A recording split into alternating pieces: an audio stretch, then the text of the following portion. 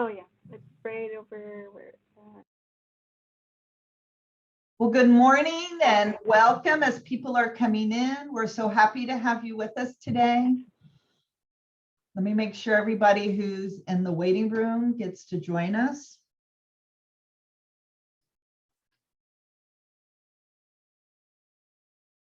Hello, Ms. Conde. Hello, Ms. Caldwell. We're so happy to have you with us.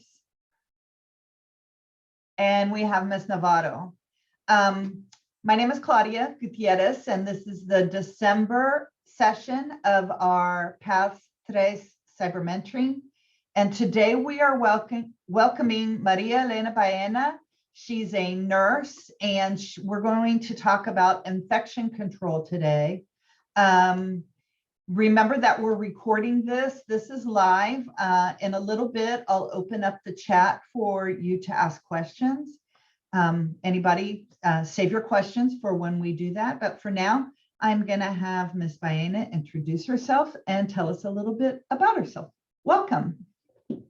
Hi, thank you for having me here with you guys today. This is my first time doing this, so bear with me. I'm going to share my screen real quick so I can share with you guys my PowerPoint. Thank you. You're welcome. Can you see it now? Yes, but not in present. Present. But we can see it, yes. Let me put it over here in presentation. Taking a little bit.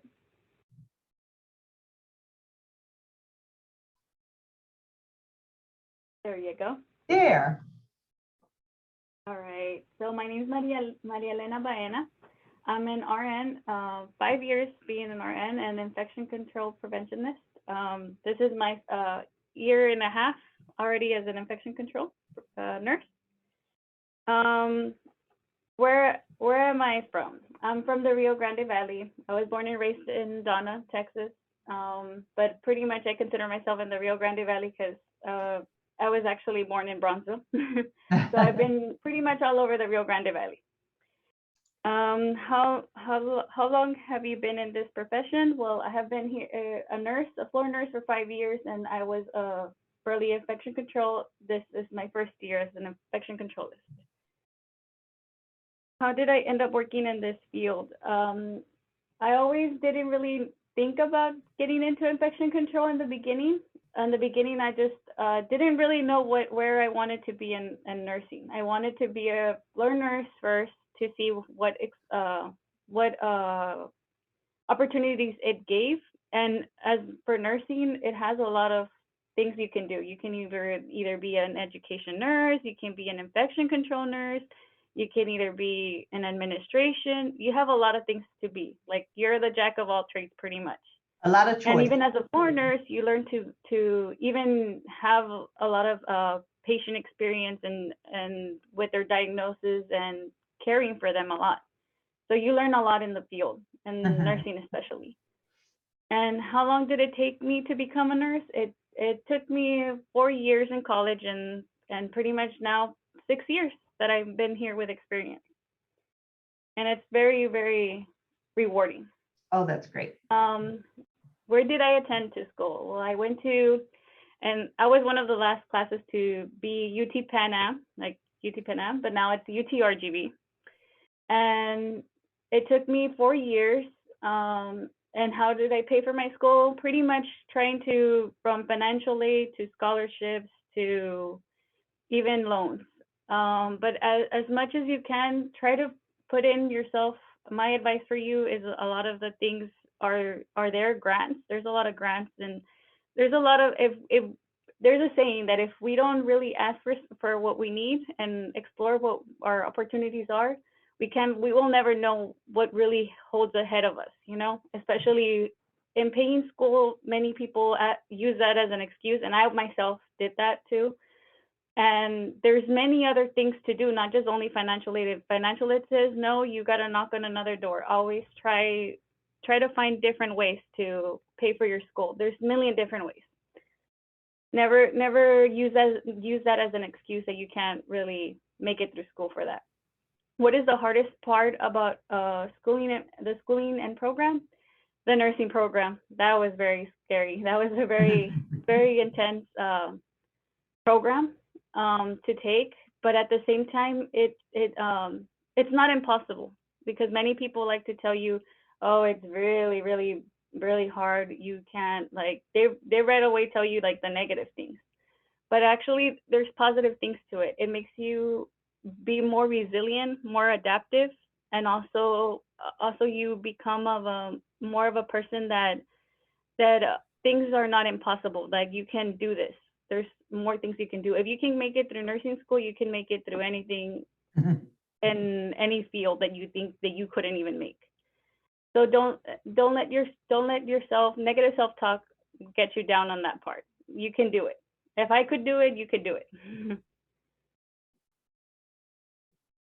What is it? A normal day look for me to me as an infection controlist. Now I usually pretty much do rounds on my floors.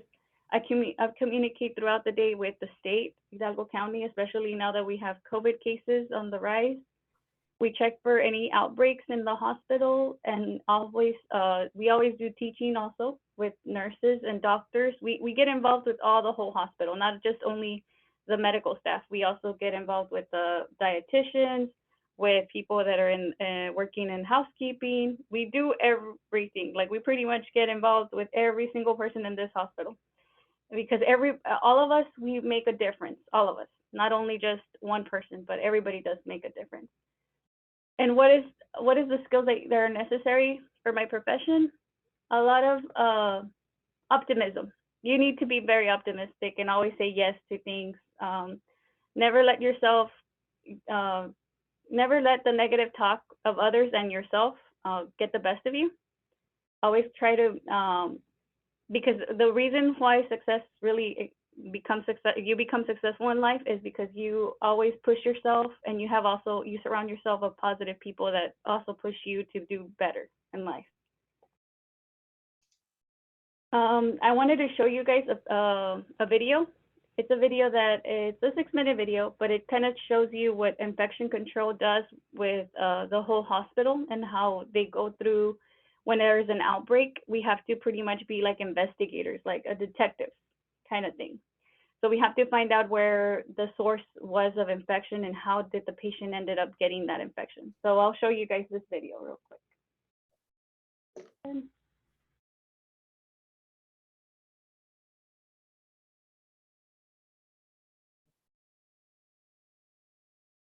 Can you guys hear it? Not yet. Not letting me. No, it's not.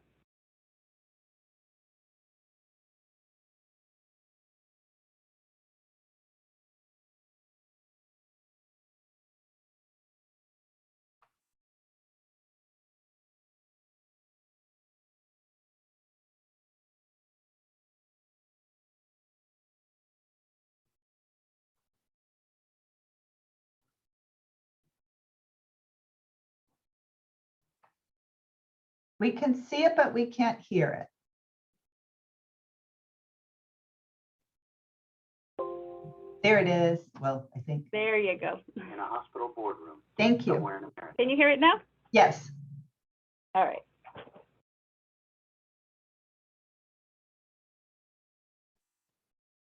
Case of Whitney Ross.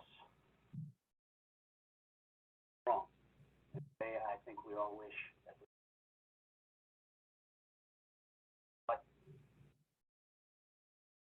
We can't, it's not, it's only coming in and out. Excellent. It's coming in and out. Yes. Let me try replaying it one more time and see if Thank you. A hospital boardroom somewhere in America. There.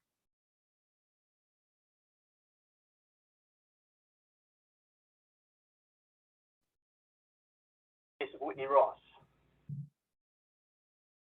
Wrong. I think we all wish that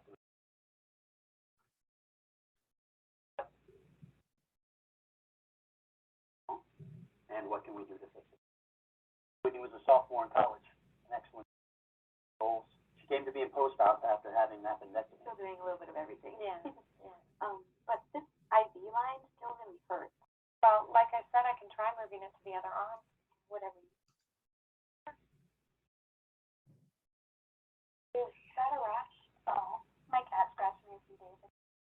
told him when I did my history. It won't be a problem if the IV is down by the breast. Sorry to be such a bother. We'll be back in just a minute. Probable source of the infection was down the hall. Tom wasn't even supposed to still be there, but he contracted a MRSA infection at his surgical site. His daughter, Kelly, unfortunately didn't understand that even though she was just a visitor, she was also a part of the healthcare team. My dad could use an extra pillow for his back. Okay, I'll bring you one in just a second. Kelly had been educated by a nurse about the barrier precautions and the dangers of healthcare-associated infections, but she didn't quite grasp how just one lapse can cause infection to spread. Yeah, she was a good nurse, but was burned out with stresses at work and home. I know you're always busy with all this. Wasn't going the extra mile to ensure the safety of patients. I just need another minute or two, and then I will bring you a pillow. Yes. Thanks. She recognized Kelly wasn't using her gloves correctly, but didn't use the opportunity to educate, and didn't take personal responsibility for cleaning a potentially contaminated. IV still hurts. I'm going to try moving it to the other arm. Can you come? I wasn't going to finish this. Thanks. Nathan, he was the director of the post-op unit. He'd come back from a conference on patient safety and infection control, motivated to make a difference. But he never instituted a sustained effort. Real change never happened. So an otherwise responsible new nurse just out of school never got the message. She was using gloves, so she didn't also feel the need to wash her hands. Staff did everything right when he was around. There was no sense of ownership, no real change. It wasn't 100%. Oh, much better. Thank you. Let me know if there's anything else you need. Straight A's this semester and $1 million. Okay. So your sight's a little lower? The infection preventionist working with post-op was Janice. Janice couldn't successfully implement a team approach to infection. Hey, can I talk to you for a minute? Why? What's wrong? She was always considered an outsider. Nothing's wrong. I just wanted to follow up with you on some ideas. She lacked the skills to successfully coach staff members. Everyone's awareness of healthcare-associated infections suffered as a result. Is it cold in here? I don't think so, but I can get you another blanket. Nurse made a note in the chart, but didn't alert anyone until after shift change. 101, blood pressure 145 over 97, nothing moving in her GI tract, hypoactive bowel sound, like it's ileus. And another day. That's what Dr. Kennedy says. Well, in his third year of med school, he longed to make a difference. Temp of 101 is fairly typical for appendicitis. Let's monitor the postoperative ileus for 24 hours. But the patient got worse. She's acting a little confused. Her temperature went back. Manuel had been watching the case all day. He suspected the patient's condition. I saw that. But it's here in her history. Her cat scratched her arm and she got a rash. Did you? Well, let's stick. Dr. Kennedy directed the team to continue antibiotics already prescribed for her appendectomy and closely monitor her condition. Monitor for peritonitis. I'm on call this weekend. Alert me if she doesn't respond. But Manuel's rotation in post-op was almost over and he didn't want to stick his neck out. Manuel accepted the attending's action without objection. It came time to make a difference. He didn't. The problem was staring him in the face. 48 hours later, the nursing assistant took vitals at shift change, including a temperature of 97 and blood pressure of 90 over 60. But Manuel just recorded it and never related to the nurse or bothered Dr. Kennedy because of it. It should not have happened. By the time she reached the ICU, she was suffering from organ failure as a result. And then... Hey, Dr. Green. Everyone. The ICU just called me. Whitney from 204 had a MRSA infection in her bloodstream.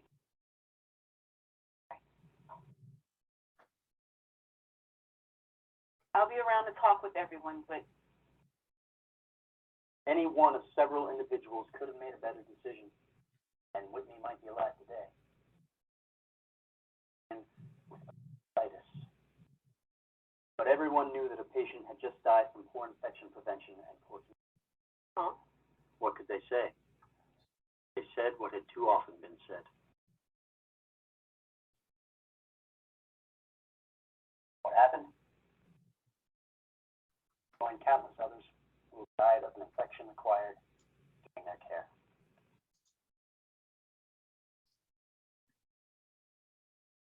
you know what? It doesn't have to be like this. This is not reality. You have a second chance to go back in time and make new decisions as 5 of these characters. See if you can make choices that will change their approach to healthcare-associated infections and prevent this outcome.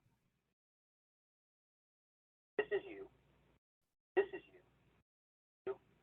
This is you. This is you. Go back in time and make better decisions so that this is you. Doctor said I healed up fast. Not this. Walk in their shoes. Smart, we can improve quality of care and save patient lives. Wait, let me go back to my presentation. Like, go over here.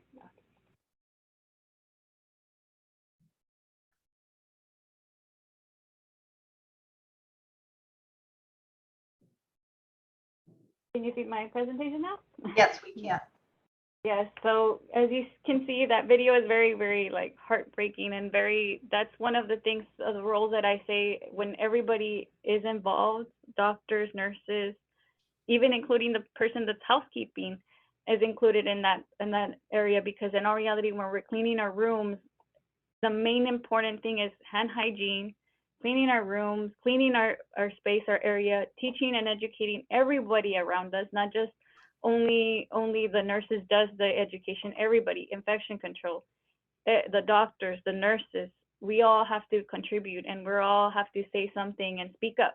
Don't be afraid. That's one thing, is that many people are afraid of speaking up, of saying something when it's not the right thing. Be gentle. You can even be as gentle as, there's always different ways that I learned every day and with my job. And you can be even gentle. Hey, can I speak to you like for a second? I noticed that you didn't wash your hands or didn't remove your gloves, that you just touched a patient.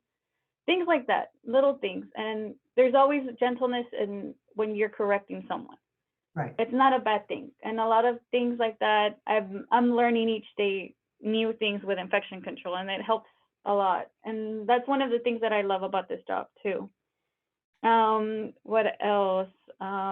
Do you guys have any questions for me? I thought it was interesting in the video that even visitors need to be informed as to good infection control, because just going from the hospital room to the nurse's station can be a path for infection. That was, I think, eye-opening for me. Yes. And it's because we go as visitors and we really don't think about it. Oh yeah, we don't have to follow those guidelines, but in fact it is. It's a very, we all play a part. Everybody that goes, I always say that my saying is always, everybody that goes in that room, we are all responsible for the patient safety, even including family members or a visitor, a friend, anybody that doesn't know, but we have to educate and correctly, gently correct people, because I know correction, sometimes we see it as a negative here, especially in our in the Valley, our culture, we see correction as something very harsh. We kind of take it to the heart, but it's not a bad thing. It's a good thing. And if somebody does say correctly in a rude manner, just tell them, hey, maybe next time try a different pathway, like, and things like that. We got to be very self-aware of our surroundings, even at home. Even though it's not a hospital, even at home, it's also, if we have somebody sick, we have to be considerate about them, that they're having problems, and we need to make sure that everything is clean, or help them out and educate them too. Yes. Yeah. The skills are oh yeah. If they have any questions. I just want to let them know, for those of you who are watching this, I've opened up the chat. So if you have any questions for Ms. Baena, you can enter that question into the chat, and she'll be able to answer that for you. But go on. Yes, the skills that we need you need mainly is, how I say, be adaptive, be resourceful, and also be very self-reflected and have self-awareness around you. That's one main thing that we have to have, all of us around. So those jobs, I think I saw somebody has a question. Yes. Whose job is it to correct nurses on infection control? Mainly the IPs. The IPs are the ones that do it. Even quality, at some points, we have quality nurses too, and education. but everybody has a responsibility. Even doctors, nurses have to, like I have an example where nurses have to correct doctors too at the same time. Right. And doctors have corrected nurses in the past too. So we are all co-workers. We all have to work together. Can you tell us what And an IP is? an IP is, well, an IP mainly we work with epidemiology, and we check also microbiology. We check labs. We pretty much investigate where the sources of infection come from. If there is a case like kind of like how we saw right now, there's a case, we have to make sure that who was involved in that case, who were the nurses taking care of that patient, if something does happen where it's that severe. And also with COVID, and now that it was a pandemic, we had to do a lot of teaching and also making sure people were wearing their masks, making sure that they're washing their hands. Mainly the washing hands is the main thing. And if you're not feeling well, put on your mask correctly. Just don't really, like if you're having a sneeze or things like that, like you're not feeling well, make sure you wash your hands constantly. And also pretty much if it's that severe, you have to isolate yourself. That's the main thing. An On IP is educating. an infection preventionist? Yes, we prevent the infections. So right now, like with the CLAPSIs, like CLAPSIs means central venous catheter. It's where you pretty much get a medication on your vein, central. It's a central line in the arm, and it goes into your subclavian vein. And those are very delicate for the patients that are especially immunocompromised. So we have to be very careful with caring for them. So right now we're trying to educate nurses and doctors, everybody around them, that how to care for those kinds of things so we can prevent those from occurring. Or any SSIs, meaning like surgical infections too at the same time. We pretty much do educate the doctor, find out where was the source, how did it happen. And we also get involved in learning a lot of our pathogens, because that's how you know where each pathogen belongs to. What happens if the patient gets it through their blood and they were having GI problems and they end up getting a pathogen that is GI related, things like that. Yeah. Well, go ahead and let you finish your presentation and then we'll ask more questions. Okay. Courses that you need to focus on, how I was telling you guys, microbiology, AP, your anatomy. Those are the two main ones that you have to focus on. And then in nursing, you'll have a spectrum of how to care for your patient, and seeing all the types of diseases, especially UTIs and bloodstream infections.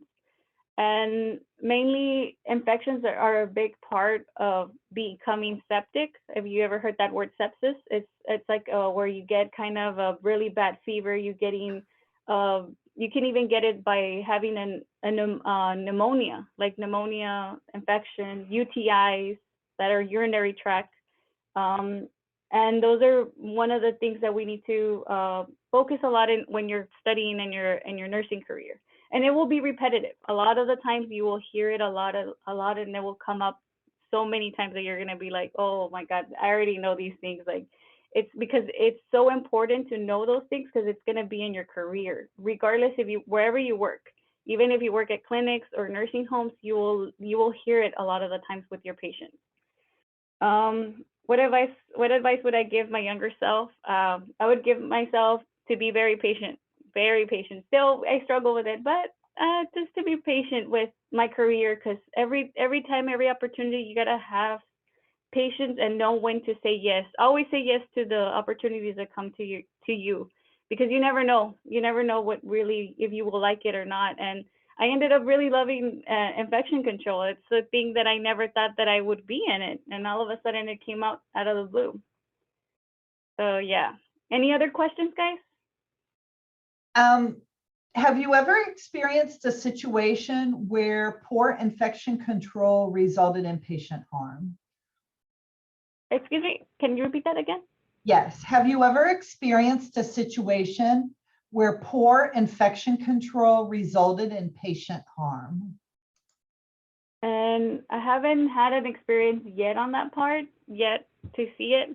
I have seen where we have had out with COVID, that was a lot of the bigger issues that we were having a lot of the times that it was hard because a lot of the nurses were scared and a lot of the staff, not only nurses, CNAs, everybody, all the staff was afraid of COVID.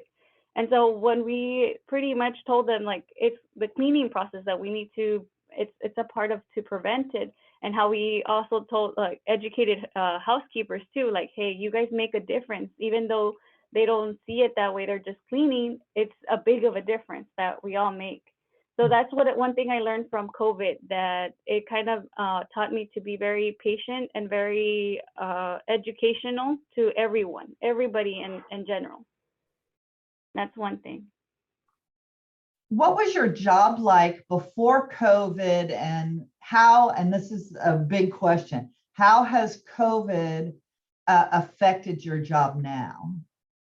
Oh God, yeah, that's a big one. That's a big question. It did affect a lot of our jobs, mainly with nursing. Like, it made me more self-aware of my surroundings. Before I was yes, I knew my routine. You know, when you get in touch of your routine, you see things, you come in, you do your charting, you pretty much assess your patients, but you got to be self-aware of your surroundings, where you touch, how clean your areas, keeping your areas clean. And that's one thing that infection control taught me a lot, and that to not be so much afraid of every disease that comes in, and flus and viruses, that the main thing you can do is just control what you can control. That is washing your hands, cleaning your area, your surface areas, the frequent ways that you touch frequently. And my job, that opened my eyes a lot. And being near the COVID area, it made me less afraid of it. I don't know how to explain it. Like have a sense of security that even though it's not certain, anybody can get sick from it. We all have a part to actually help each other out, and teaching each other that in all reality, viruses can get killed with the Clorox wipes or like the alcohol wipes. We don't have to really use something or throw our utensils, because I know in CDC they were saying to throw away all your utensils, but actually, if you go back to the history of bacteria and viruses actually get killed with alcohol or with soap and water, warm soap and water. Just wash your dishes correctly, or if to make yourself feel more safe, you designate to that person that's sick that their dishes, and that's it. It's nothing out of the ordinary. It's not something to be afraid of, because then again, history, we have had so many things that have occurred, pandemics before, but this time we ended up coming through it, and it was very scary. I'm not gonna lie, it was very scary, and it helped me overcome that part. That's the main thing. Did you have more slides to share, or can we? I think those are it, pretty much. And then, my contact information. If you guys have any questions, there's my office contact information. And good. We'll have this recorded too, so if anybody has questions, they can call you. So let's go ahead and stop sharing. And where are you? Oh, I think I saw somebody had a question. Yes. Did you have any non-academic experiences in high school or college that led you to your career today? Anything like volunteering or personal experience? Oh, okay. Actually, I did. In high school, I actually was involved in HOSA. I don't know if people are familiar with that, but HOSA was one of my, yes. And it's a very good experience, because it kind of teaches you a little bit, not a lot, but it kind of like shows you the path if you really want to become what you want to become as a medical field, because the medical field is not an easy job, even when you're going into the program and after the program. It isn't easy, because it's a lot of hard work that you have to do. Being on the floor, it's hard being a nurse at some point. It is. And especially when you have a pandemic, that's another twirl that it kind of gets into your life too.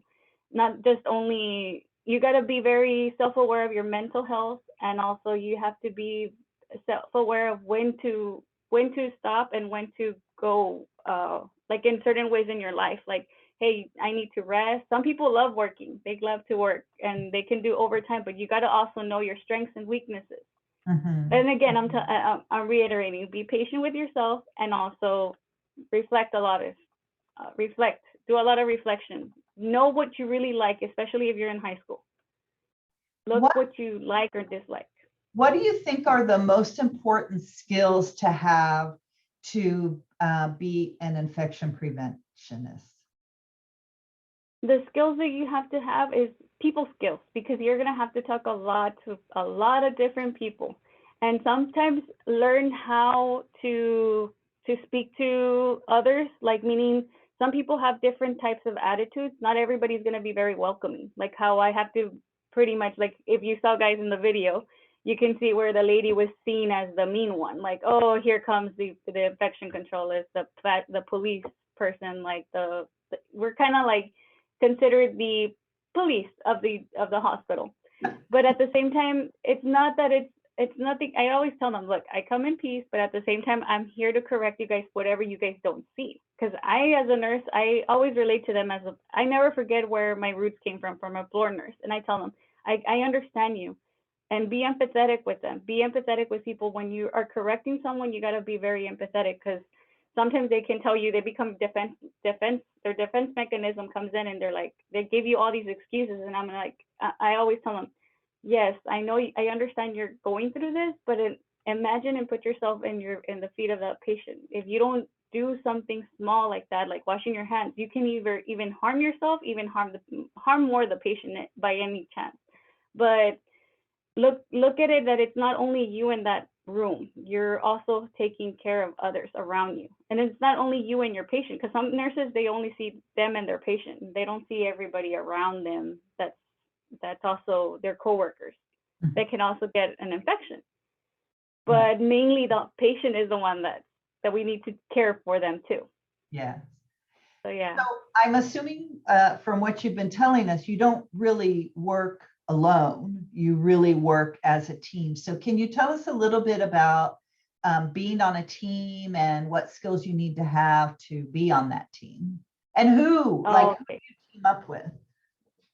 Yes, I have my infection control group team. So we have a team of girls that we're all girls. It's like a team of 7. So we all work together, and especially when we get cases, it's very hard to tell, because you got to be like an investigator. You got to be asking them like, hey, especially your senior ones. So the senior infection controlists, they know how to, like, they have been in their past, with their past experiences, they'll be like, oh yeah, I understand you. Let me try this, because I saw this in this case, this such and such doctor and such procedure happened, and things like that we get involved all together. And then we have a person that's in microbiology. You don't have to always be a nurse to be in infection control. You can also have a degree in health, like anything in health that you can be involved, but mainly learning the lingos of the nursing, the lingos of mainly asking questions, like the infection controllers that you saw in the video. She was asking the nurse, hey, can we come up with the floor nurse? Like, can we come up with ideas that we can actually know how to prevent infections in the future?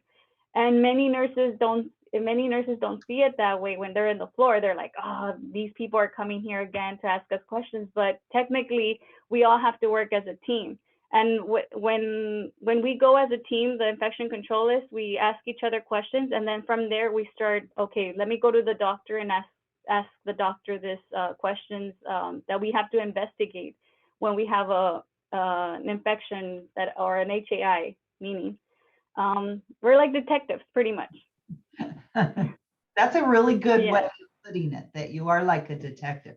So I want you to talk a little bit more about that. You don't necessarily have to be a nurse to be in infection control, because I think that's one thing students, most students, when they think of healthcare, they think doctor, nurse. That's like it. So what we're trying to do is expand their knowledge on other positions that are available. And as you can attest, nursing school is very difficult, and not everybody gets accepted into nursing school. So what are some other fields that they can go into and still be in infection control?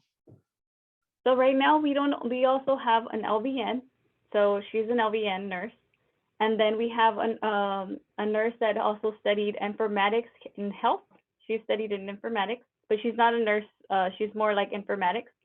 And then we have a microbiologist, a lady that would work in microbiology a lot. And she was a phlebotomist, and then she became more of a pathogens. And so she's very knowledgeable in that sense of what pathogens come into your tract, pulmonary and GI. And she tells us all these things. She's very knowledgeable. So all our team is combined in that sense, and that's pretty much amazing how infection control. But as long as you have a sense of grounding in either micro or in the medical field, you can become an infection preventionist. That's one of the good things, one of the perks. I want to remind those of you who are watching, first of all, thank you for joining us. And if you have any questions, you can put them in the chat and we'll share them with Ms. Baena. But I have another question. What is the best part of what you do? What's the part of your job that you like the best? What I like the best is that it has opened in me like to be more how to communicate better with people, like a lot of the times. And I'm kind of sometimes a little bit shy. I can be a chatterbox at times, but it has helped me to become better with my communication and be more self-aware. That's the other thing, is that we shouldn't be afraid of things like when things like this, like pandemics that happen, that we should be more educated with the truth and facts, not with other things that come up with other ideas of people, because you have to distinguish what's true and not true. And that's another thing that I learned a lot with infection control. What do you find most challenging in what you do every day? The most challenging thing, being bold to speak up when sometimes things don't go the right, like having the boldness to say something like, hey, to a doctor. That's one of the things that's kind of nerve-wracking, because sometimes doctors, they can be very, very hard. But otherwise, also the challenging part is to discern, like having the guts to go into the COVID unit. That was one of them. Another one. That was a big one. Because you would hear a lot of things on the news. I don't know if everybody would hear that a lot. And you got to distinguish with, again, always go back to your truths. What has history has taught us with epidemiology, like mainly that we got to wash our hands. We got to isolate the sick, not the healthy. Isolate yourself when you're feeling sick. Mm-hmm. Things like that. And that's one thing that it opened my mind. And I was like, really, like, it's nothing to be afraid of. You got to stick to your truth. That's the main thing. Can you expand upon that? Because I think that's a really important part of what we're talking about today. What are the everyday things?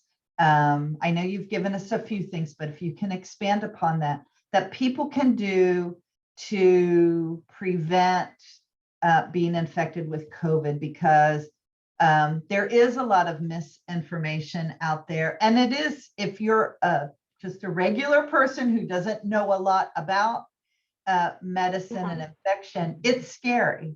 So what are some like everyday things that everyone can do to help prevent the spread of COVID? One main thing, making sure your hands. That's the main thing, the hand area. That's one of the things that a lot of us forget. If you're feeling very sick, wear your mask. If you're around people that are sick or that are very immunocompromised, get your vaccine. I know people are getting scared with the vaccine, but the thing is that the vaccines, I reiterate what everybody, like, sometimes people don't really say that. What's the big role of a vaccine? Everybody knows this since we were kids.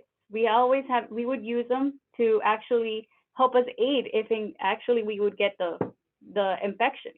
It's not really to prevent it. It doesn't mean that we're never going to get that disease, or like COVID vaccine. It doesn't mean that you're never going to get it. It means that you're going to prevent it to either go into your body, mutate, get it way worse, or have worse symptoms than what it was in the past. But it's not really it doesn't really mean that you're never going to get sick, because even the flu vaccine, people still get the flu. but it's not as bad, and they won't have it as severe. Right. So that's one thing.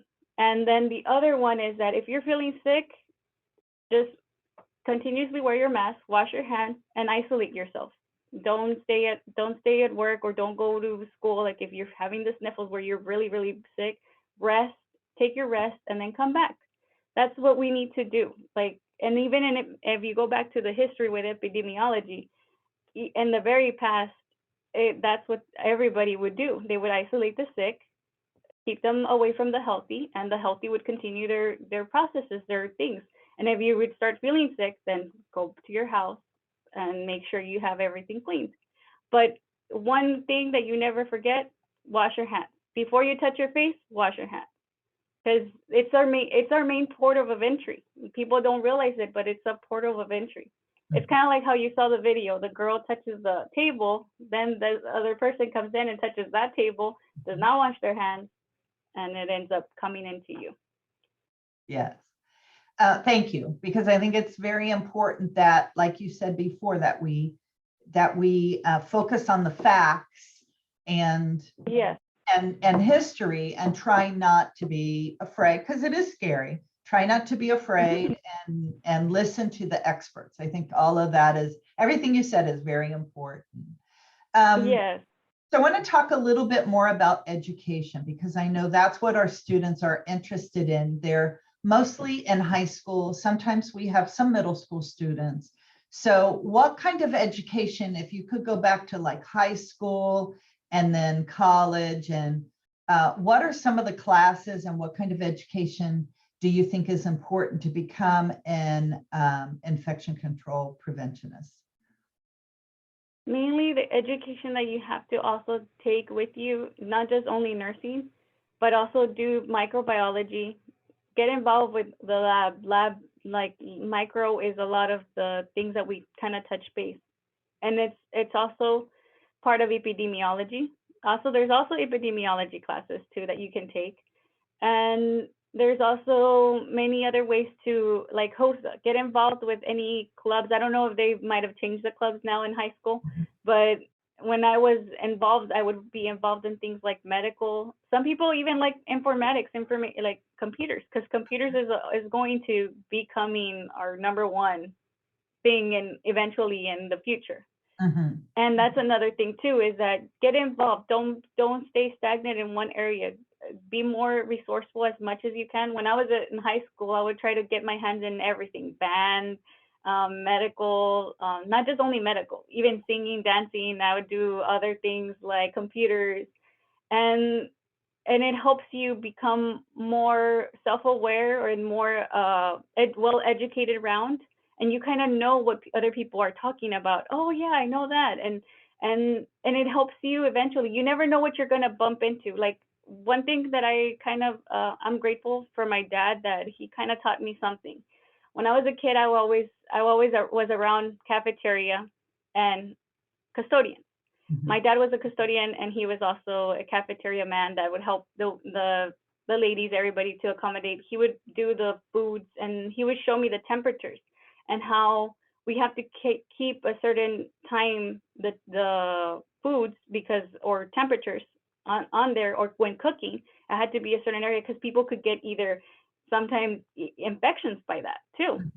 So that's part of my infection control too. And I didn't even know that. I was eventually going to bump into this. And what I learned from as a child and being exposed to that helped me adding it up to my infection control. And I understand what they're saying now. And I'm like, oh yeah, I understand that, because I knew about the logs, that we need to maintain it. He would teach me those things.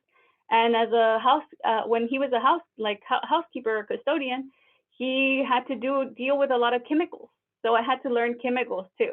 So in this field, you also need to learn what types of chemicals you have to use to kill certain bacteria.